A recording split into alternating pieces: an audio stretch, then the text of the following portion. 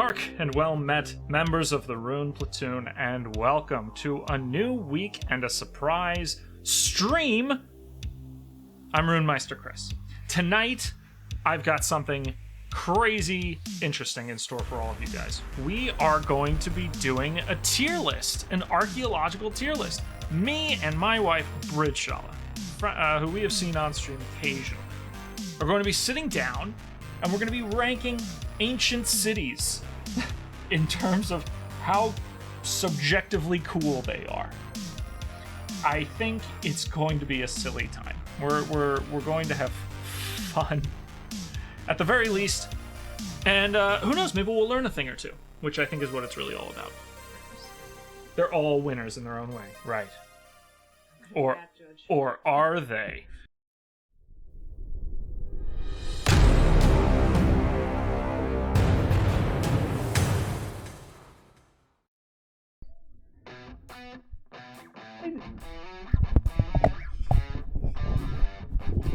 Ladies and gentlemen, thank you so much for coming in tonight and for enjoying our tier list. If you think that the content's pretty good, if you like archaeology, gaming, and all things in between, feel free to follow my page. If you guys have a Twitch Prime subscription that's coming up pretty soon, you can subscribe to the channel for absolutely free, assuming that you have a Prime subscription. And speaking of free subscriptions, if you're watching this on YouTube, hit that subscribe button. Guys, only 15% of my views on YouTube come from subscribers. That means that 85% of the people who watch my videos aren't even subscribed. It totally is free, doesn't cost anything, and it helps me out immensely. It's gonna let me make tons of new, awesome, cool videos like this. So hit subscribe. All right, hold on, here we go.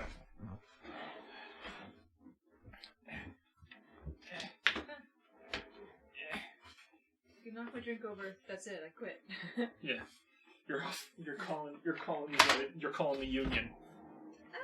All right, here we go. Okay, cool. So let's I guess let's dive right into it, right? Let's do it. First city on the list is Athens. That's what that one is. I think that's an ancient drawing of Athens right there. Might be kind of hard to tell, but either way, Athens. A true classic of a city, which should be well known to pretty much everyone. Oh, it's one of the oldest named cities in the world. It's kept the same name for the longest amount of time in history, which is pretty cool. Continuously inhabited for about 5,000 years, give or take. Athens, obviously, was a major Grecian city. I've never actually been to Athens. I've never actually been to Greece, full stop. I mean, the ancient city had, obviously, like, the Acropolis and everything, which is just, like, a huge collection of stuff. Athens was the art capital, right? Or one of the artistic capitals of the ancient world. Sure. But yeah, so it's, that's pretty cool. It's a crazy place. And, as far as ancient cities go, probably one of the better ones. I don't know. I think that Athens is definitely one of those places that's got a whole lot of hype just because it's such a classic. We started off with a really strong choice. I'm hesitant to give it any sort of concrete rating until we've gone through all the rest yet. So I'm totally fine putting Athens at an A tier until we know more. Are you fine or what? Do you think I say B tier. Right in the middle is just. You think Athens is B tier? Let's just put it average until proven otherwise. Okay, so we'll put Athens in B tier. It's really hard to rate cities you've never been to. Ponch, you've been to Athens? How was it? I was Athens your mom out on a date. That's a stretch. That one's a stretch. As far as your mom dates go. But I appreciate the attempt. Welcome to the chat. So it's called the Cliff Palace of the Pueblo. And the Cliff Palace is a massive city of structures, buildings, houses. It's a city, but that looks a lot like what I can do in Minecraft, and not much better. It does look very Minecrafty. That's and like that's what you can build, like kind of like basic Minecraft. You go, or it looks like one of the villages, and maybe that's what they based the Minecraft sand village. Very true. Very possible. Very possible. Very probable. So this is what we're looking at here. These are the Puebloan Yes, we are talking about Mesa Verde. I think like the official term is like Pueblo Cliff Palace or something, but yeah, Mesa Verde also works. Mesa Verde. Oh gosh, so you can zoom in and it's like a brick. You know, they're clay bricks and all these sort of things, but they're built directly into the walls and into the cliffside, which I'm a huge fan of buildings and structures and ancient methods of building that are integrated into cliff walls or like done somewhat underground. But contained 123 rooms. 123 rooms is pretty good for something like that. Wait, but sorry, 150 and then 23 kivas. They're located in the southwestern area of Colorado in the United States. So the just a note, I don't condone the use of Wikipedia as a main source, but listen, I did what I had to do. Wikipedia is just kind of covering the bases. The source really that quick. I have pulled up is the National Park Service website. Well, then where does the National Park Service website say that it is? Mesa Verde. Yeah. Where does it say Mesa Verde is? In Colorado. Where did Wikipedia say it was? I'm just saying. I agree that if you're doing something much more officially, you should definitely not use Wikipedia. 100% if I was writing like a paper or something, I would not use Wikipedia. This place is terrifying. They have teeny tiny handholds and then walkways for us non-ninja modern people. So what, they literally used to just like climb in these little handholds? Oh, that's crazy. That's so metal. Okay, so that makes it a little bit more terrifying. That makes it a little bit less likely that I would visit because there's no way that I'm physically fit enough to handle all of that. I mean, looking at it, it's objectively pretty cool, right? So it's got obviously the built into the stone wall feature, which is something that I'm huge on. I think it's pretty cool, but the danger mortar, is there. And wooden beams are the three primary construction materials for these dwellings. They shaped each sandstone block using harder stones collected from nearby riverbeds. Yeah, that makes sense. So, if we're gonna do something like this, I think that the handhold factor, while extremely dope, is definitely intimidating. So I'm thinking I might put this at a B tier as well. Oh, I don't know. I put it at an A just because it makes it a challenge. Then you think it's the A tier? You like the challenge? I like the uniqueness of It's... I'm wondering if we're going to agree on one tonight. Okay, so we'll put it at A tier. Probably we'll put it at A tier. I know we do. We have very different tastes on ancient cities. I like bungee jumping. You don't. That's very true. Yeah. I think that while as cool as the features are, it has a lot of rough things that would make it less enjoyable. Put it B tier. Alright, I'm gonna put it B tier.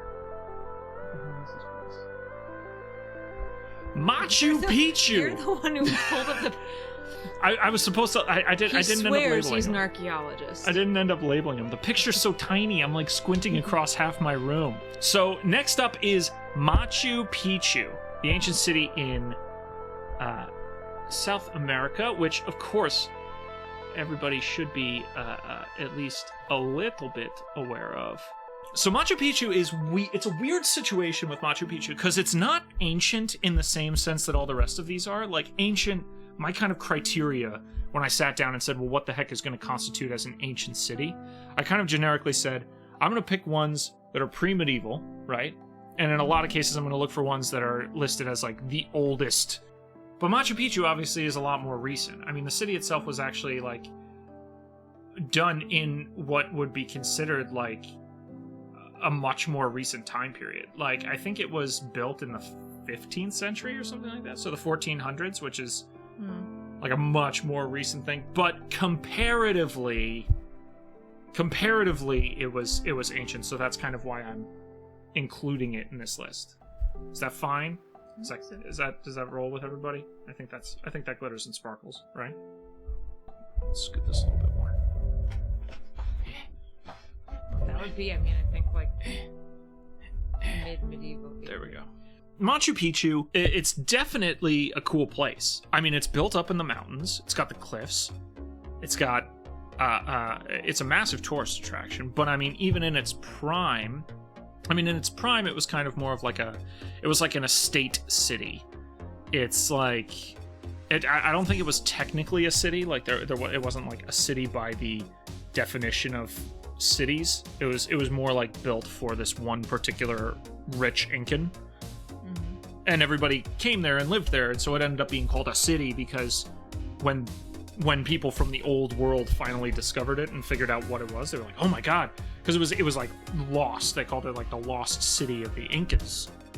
It does have llamas. It has a lot of llamas. Yeah, they spit. Wait, is it llamas that spit or is it alpacas that spit? It is llamas or that spit. Or do they all spit? I got spat in the face by a llama one time. Did I ever tell you that story? I think you have. Getting to Machu Picchu is a pain in the butt. Like, this isn't just like, oh, let me hop on the bus and get off at workout. Machu Picchu. That is true. There is a workout to it. It's scenic. You don't have to worry about a whole bunch of cars. I like it because they haven't tried to rebuild it or really tamper with it. Just kind of left it so you can see it. But I mean, yeah, looking at it, like, yeah, you've got these crazy hill views. There's like tons of clouds. You can just see all of the architecture there. You can see it. Exactly. It's all laid out. And what's left. So I definitely think I cannot lump this in the B tier with the others. It's gotta be A tier. I think that A tier is a pretty safe bet for Machu Picchu, at least for now. Because to me, S tier has to be like the top notch, right? Next up, Carthage. Carthage, which is a fun one that maybe not everybody has the most knowledge of. Carthage as a city is right on like the very northern part of Africa. Like it's in Tunisia, or as the Brits say, Tunisia. And it was a massive Mediterranean power back in the ancient times, and they did a tremendous number of stuff. One of the more famous interactions that Carthage had was that they tried to invade Rome a few times. And they came pretty close. How'd that go? They actually came pretty close once or twice. So this is ancient Carthage. It's a side-by-side of Carthage and Rome. Look at this. Rome is going to show up later. Look at just the utter chaos of Rome compared to the sheer organization of Carthage. That's some nice plan. It's like, you can see it's like everything is totally straight and like organized and even, and then Rome is just a mass of chaos. There's a kind of beauty to the chaos. Sure. I mean, I'm not saying Rome is a bad situation here. I'm just saying, like, and Rome has some organization. You know, they managed to keep everything in there. It's just a little bit more chaotic than if like, you're trying to like run from an enemy, like in Rome, it'd be easier to lose them than just this pure. This is like Manhattan, right? Man. Compared to Boston. Very true. That's what I see. Boston has like 6-way intersections for no reason, and New York is just an actual grid. That's kind of that's what I'm seeing here with these two places.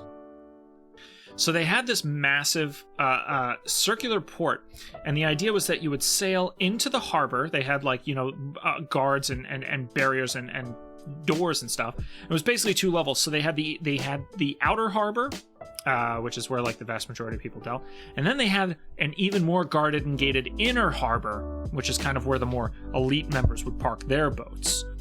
Can you still see that today, or is that? That's a good question. Because that's my. I've never been to Carthage. Let's figure it out. Okay, so here it is right here. This is the remains of the ancient harbor. Obviously, global warming hasn't done very many favors.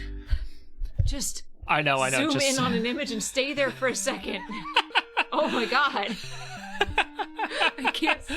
That's my ADD. Every time I start to look at it, you're like. It's my ADHD. I have to zoom in and out constantly. It's why I play video games all the time.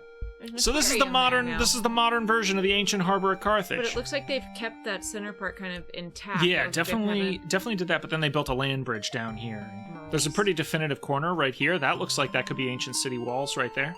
Oh yeah, absolutely. Anyway, we spent like 10 years on this city. What do you think, B? Ultimately, it's not super interesting to me. Like, it's got the harbor, which is super cool. But I mean, like, ultimately, it's just kind of meh. It's like, it's just a city.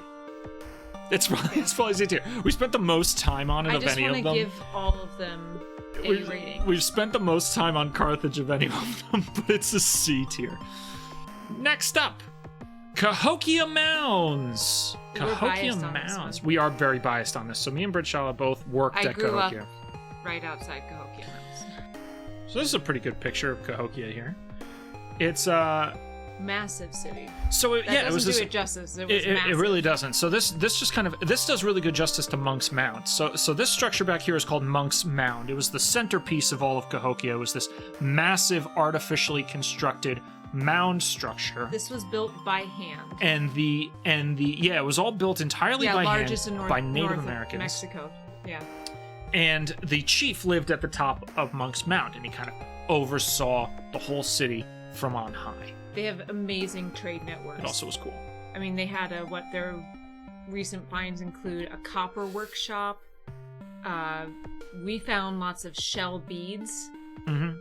Yeah, shark tooth beads and necklaces, which were evident of trading with the and the shells were Gulf Coast. The shells were from the Gulf. Exactly, they traded up through the Mississippi River. At its biggest, Cahokia Mounds had a larger population than London in the contemporary time period. Yeah. It's like around 14,000, I think. Yeah. 13, 14,000. 15, according to this article. Here it is. Mound 34 is the copper workshop. Yeah, and that's where we worked, right? That's where we worked. Yeah, we were working on Mound 34, which is a copper workshop mound. They actually talk about it in this article. It's the only known totally copper reputable workshop to be found at a Mississippian culture site.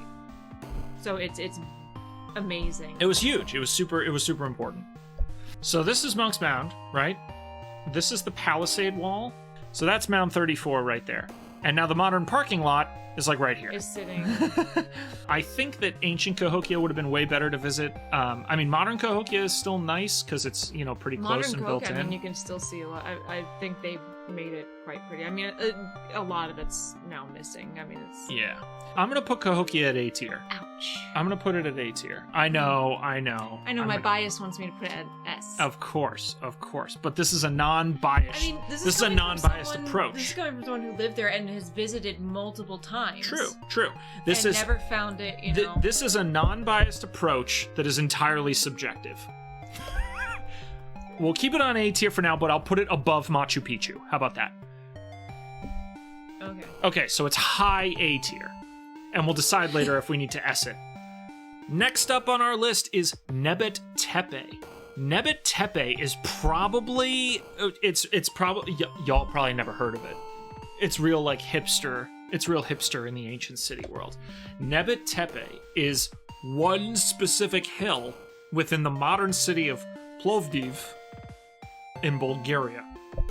And it is the oldest city or settlement concurrently lived in, meaning it's the oldest settlement that is that has been and is currently lived in Europe. It was settled by the Thracians. But the city itself is, I'll keep it a buck, pretty basic. As far as a city, this is kind of more of a broad term for it. I basically looked for the oldest settlement in Europe. And settlement is maybe more like it. Town is probably more appropriate. It's not the most fancy looking place, but it's still cool.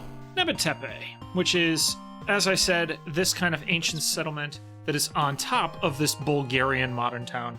So here is the city that we're dealing with right now. It's got this great kind of stone foundations and everything. The brickwork is pretty great considering it was 6,000 years old, and you can see the remnants of these kind of line bricks that are kind of going through. So this is most likely part of it, and especially considering that we saw that same sort of flat brick element in the other parts of the city, I think it's safe to assume that these two together are part of it. I would just love to go back in time and just ask someone, be like, why did you do it this way? And for them to just go I don't know, look cool. It has the perk of being one of the oldest cities in Europe, right? The oldest concurrent settlement. But I guarantee it's definitely not any more interesting than Carthage. I'm gonna keep it real. I'm gonna put it at a D tier, just in terms of everything, because it's so small. It's literally just the top of that hill. And I mean, the things there, it's beyond that reservoir and that interesting way of building that thing. It's just okay. It's just kind of there. Petra. Petra is dope. If no one has seen or knows what I'm talking about when I say Petra, I'm going to pull up this picture right now, and you're either going to go, oh yeah, that place, or you're going to go, oh yeah, that place? Petra.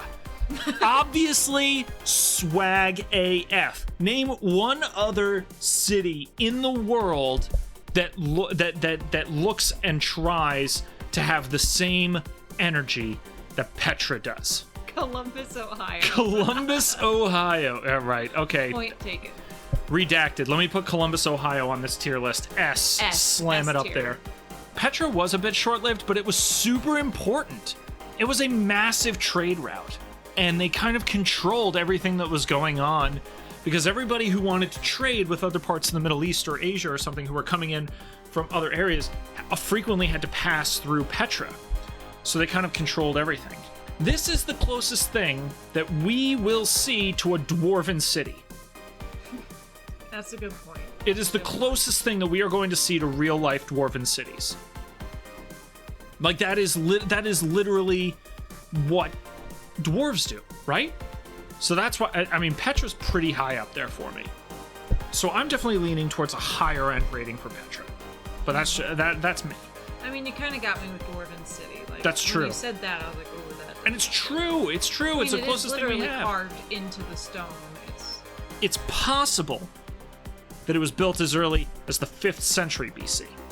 It's hard to determine stuff like that, because when you're trying to date something that's made out of stone, it's really hard to actually pinpoint the date archaeologically, right? Because normally when you're trying to find out how old something is, you would look at radiocarbon dating. But radiocarbon dating is really difficult to do when you're dealing with stone, because all stone has the same radiocarbon date, and it's like 4 billion years ago when the Earth was formed. Because it's all the same age. Pogtra. Pogtra's right. You know what? That settles it. I'm putting Petra... this is going to be controversial. I'm going to get all of you guys really salty. Like, maybe a few of you really salty about this. All right, so there might be a little bit of salt. I'm putting Petra at S tier. I think I'm going to do it. I think that it stands out apart from others, at least right now. I'm putting Petra at S tier. It's so cool. It's so cool. And so unique and so different. And even though it wasn't around for such a very long time, as we explained, it wasn't a massive part of history. But not Cahokia. Yep, that's just the way the cookie crumbles.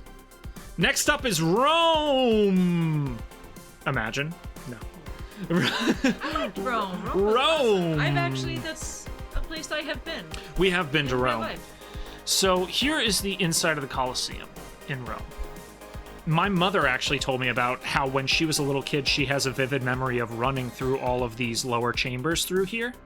And she remembers going up to the walls and seeing actual Roman graffiti carved into the walls, because that's a thing. When you go to the Colosseum and you go down into these lower chambers, all of the people who were brought in and forced to fight, a lot of times they would carve their names and stuff into the walls of the chambers, and they would carve in little messages and pictures and stuff. And my mom remembers, there is a lot of penis jokes, but that was Rome. That was the Roman Empire. Yeah, the Roman Empire was big on penis jokes. Oh man, the archaeological park in Rome is crazy. Yeah, so this is like the main sort of complex, the Temple of Jupiter, aka Zeus. And you can just go and walk around there all day. It's Zeus. Has anyone seen that TikTok? There's a TikTok going around where someone's like, "Oh my gosh, honey, while you were gone, a giant eagle flew in and it turned into a man, and now I'm pregnant because of the man, and then it turned back into an eagle and it flew away." And the guy is just like, Zeus. Because that's... I'm sure you have to see it. So this is the main complex of the city of ancient Rome. The cool thing about... you can see the Colosseum in the background there. You can walk around through it. There's literally pieces of terracotta just littered on the ground all around your feet. Oh, there's pottery too. In the dirt. Yeah, like, we were there's walking just stuff everywhere. There were places in Rome. We were just walking down a street, I think, going to dinner, and we saw a place that was like, oh, like museum through this little door, and you went down the stairs, and there was just like parts of ancient Rome that they had dug out when they were digging out the basement.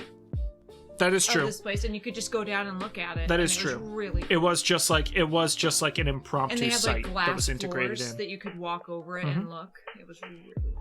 Rome is dope. Rome is dope. And I think ancient Rome also would have been dope. You know why I think I'm more inclined to visit ancient Rome? Because from everything that I've heard, ancient Rome was one of the closest things to an actual modern city. Like, they had so many things, so many amenities. They had, like, literal faces in the walls that shot water out of their mouths. That people still drink from. Like, and it's potable. It's potable not water. Not now, probably, but... Well, yeah, maybe not, COVID, maybe not in the current year. So, where are we putting Rome? I don't think I can put Rome... I don't think I can put Rome below B tier, but... But, I mean, also, consider this. Okay, hit me. You can eat gelato while you're looking. Yeah, I mean, very true. And again, I mean, I guess the question comes down to, is this... Are we looking at this subjectively in terms of A tier with modern considerations? Yeah. Modern A... Yeah. Modern A, ancient S, I think is Rome. So we'll put it at a very high A tier. Would you put it higher than Cahokia? Okay. No, okay, put it higher than Cahokia, but thank you. That's because Cahokia is eventually going to go up to S tier. Right? Thebes. The Egyptian city of Thebes is the next one on our list. Thebes. That was also in the Mummy. Thebes was in the Mummy, and with good reason. There is so much at Thebes that is worth talking about. Thebes nuts? See, that's better. That was better than Athens, your mom out on a date. Thebes nuts was way better. Located in northern Egypt, or Upper Egypt rather. Upper Egypt, which is actually southern Egypt, right? Because the Egyptians did their measurement of how they measured their country based on the Nile River, and the Nile River is one of the very few rivers in the world that flow south to north. So Upper Egypt is actually lower on a map. It's the southernmost part of Egypt, which borders Nubia. They had so much going on. It was the capital of Egypt for extremely long periods of time during the Middle and New Kingdoms. Some of the most important elements of Thebes, which really draw the attention, are the temples of Luxor, Karnak, and the mortuary center of Hatshepsut. It's an illustration. Yeah, this is an illustration, but it is an accurate illustration. Yeah. So looking at these massive columns and pillars, they have tons of both classic Egyptian illustration, cartouches, which cartouches are actually names.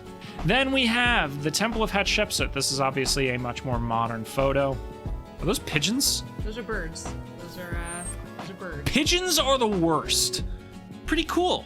As I've already established, it is canon that I am a big fan of things that are built into cliffsides and mountainsides, carved into the actual stonework around. I love that. Utilizing the natural terrain to help build your monuments. So there's definite benefits to a lot of the things in Thebes. It was a massive complex, had minimum 3 major temple sites between Luxor, Karnak, and the mortuary temple the mortuary temple of Hatshepsut. It's pretty iconic when it comes to Egyptian site. I don't think I could see this being any lower than an A tier. If I had to decide, I don't think I could see this being any lower than an A tier. And the question is, where do I put it in relation to Rome? Well, you got the gelato. That's true, and it is going to be hot as balls in Egypt.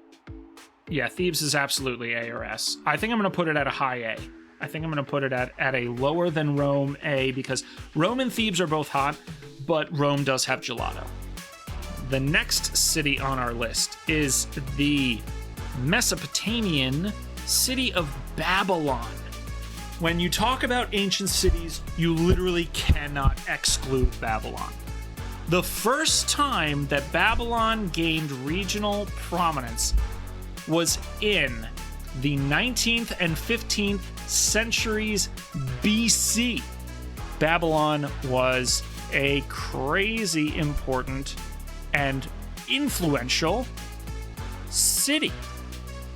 Definitely has a lot of pog points, just it sheerly from its age.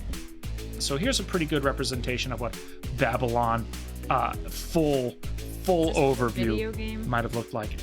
No, it's definitely a 3D render. It's definitely a historical reconstruction. So this is what we can expect from Babylon. It was just kind of an ancient city, a massive metropolis, especially considering how old it was. A huge congregation of humanity in a time period where humans weren't really doing that thing. They were still kind of living pseudo-nomadically. No. Oh. We do not speak of them here. This is a no Hobby Lobby zone. I know. I'm calling them out, Brandon. Calling them out for their antique smuggling, as everyone should. I'm not going to advertise their website. Babylon, as a city, has a cool factor of being super old. It has probably a great number of things to do.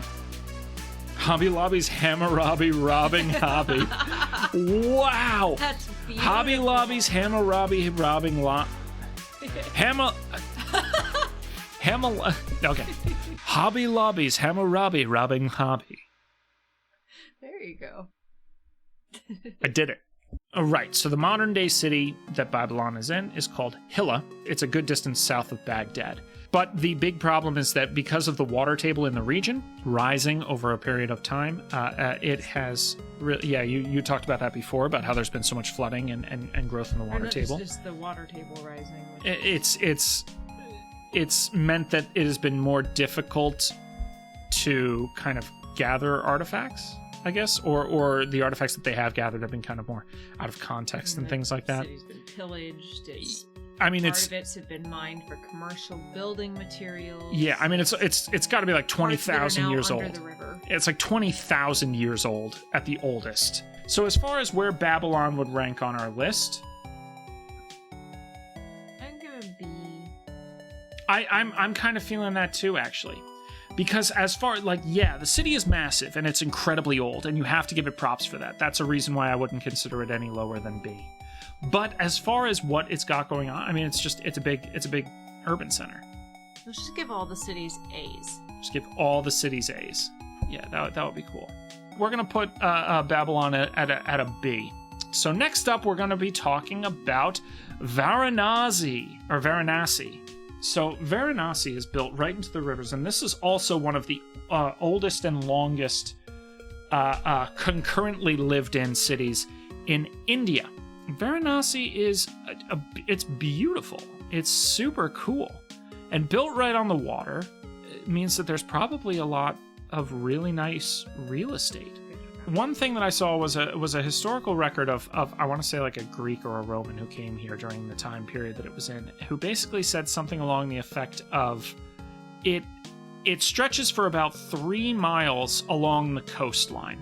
You can see that the architecture in here is classic Indian architecture, where they have these big conical kind of towers and spires that have these massive kind of designs carved right into them that are super dope. It was one of the first settlements in the Ganges Valley, 2nd millennium BCE, so 2,000 years BC.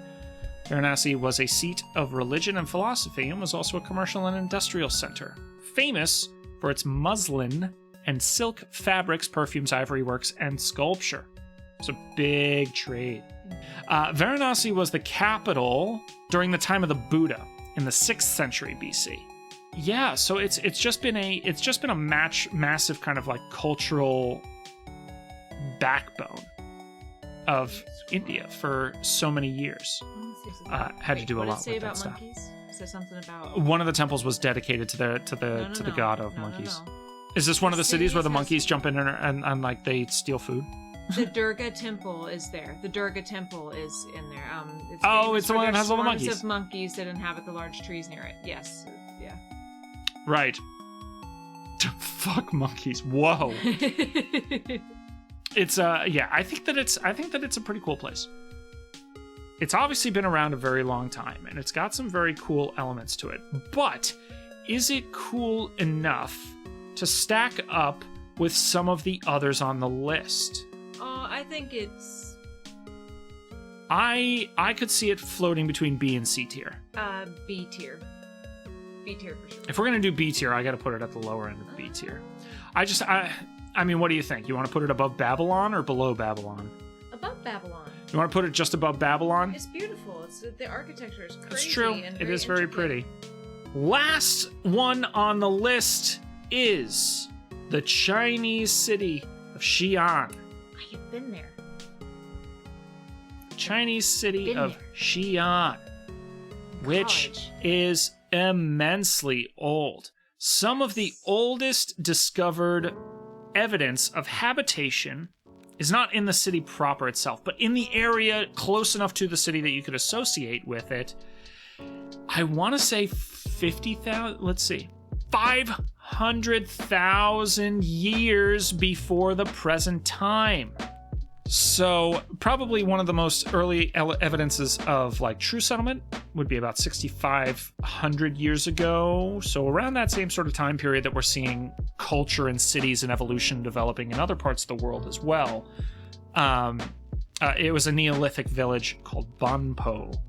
So everything going on in China is just is archaeologically speaking a little bit further back than what we're seeing in Greece and Egypt and other places like that. Another element of Xi'an that's very cool is the fact that it is very close and basically the home of the Terracotta Army of the Qinshi Huang Mausoleum, which, apologize, I mean, again, apologies if I am just horrible at pronouncing Chinese. For those of you who don't know, the Terracotta Army is basically this massive collection, like one of the coolest archaeological sites and things to basically come out of China. Just in general. More than 8,000 soldiers, 130 chariots with 520 horses, and 150 cavalry horses, the majority of which remain buried in the pits. Mm-hmm. Featured in The Mummy 3. We don't speak of The Mummy 3 here. There's only two mummies. There's only 2 mummy movies. Each one of those 8,000 soldiers are individuals. It wasn't a mold. They didn't just form stamp 8,000 people. They literally made 8,000 individual human beings in statue form to stand guard over the first emperor of the Qin Empire. Like, just straight up imagine being the dude who found that. It was a farmer. Imagine that. It was a farmer who was digging in his field, and he unearthed a terracotta warrior, and actually they used to be painted. They were all individually painted with all these bright colors. Didn't the paint like literally melt off or slough off? The paint did, because exposure to air and ruined it. With the chemical reaction actually caused the paint to immediately start fading off.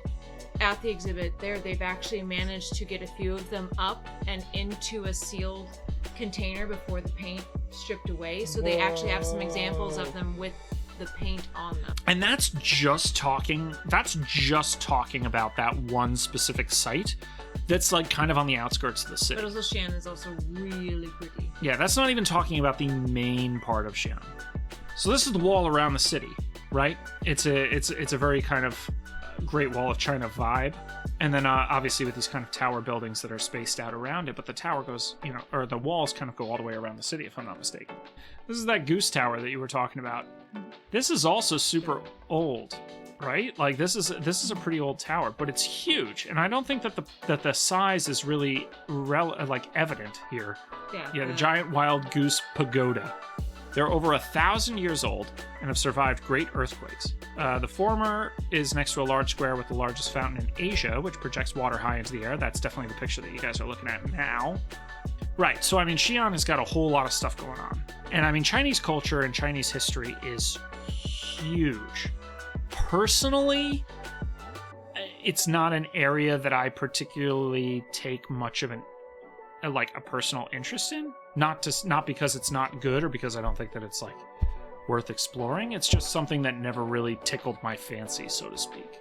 So Xi'an, I definitely can't personally give it an S, and I don't know. I mean, I put it in A.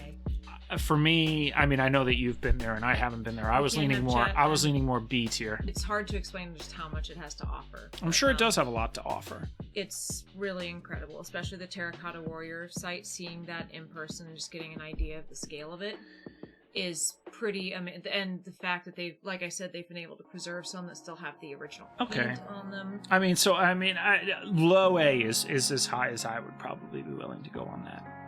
I would do a high B if I had full choice, but you say a low A. Okay, so we'll do that then. I just realized that we put Carthage in C tier. C for Carthage. Right? Right? Alright.